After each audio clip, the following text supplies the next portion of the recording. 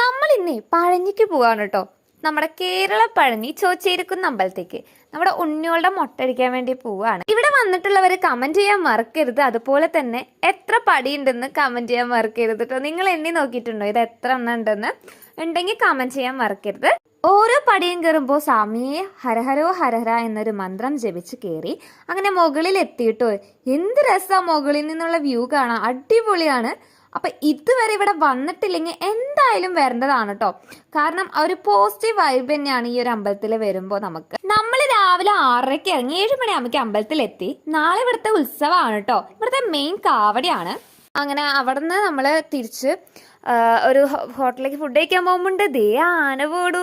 അപ്പൊ അങ്ങനെ ആനേനൊക്കെ കണ്ട് നമ്മുടെ ജോർജേട്ടൻ റെസ്റ്റോറൻറ്റിലാണ് പോയ. പുത്തൂരുള്ള അമ്പലത്തിന്റെ അടുത്ത് തന്നെയാണ് കേട്ടോ ഈ ഹോട്ടൽ തന്നെ. അവിടെ പോയി നമ്മളൊരു മസാല ദോശ കഴിച്ചു. എന്നിട്ട് നമ്മൾ വീട്ടിലേക്ക് പോയി. അപ്പോൾ ബൈ, സീ യു.